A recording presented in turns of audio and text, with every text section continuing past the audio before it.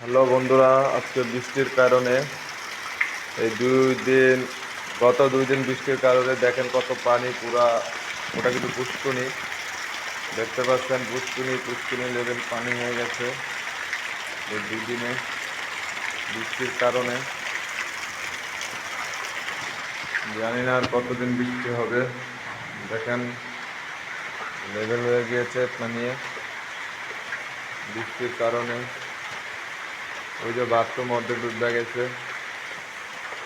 দেখতে পাচ্ছেন বন্ধুরা, বৃষ্টির কারণে ওটা পুষ্কুনি।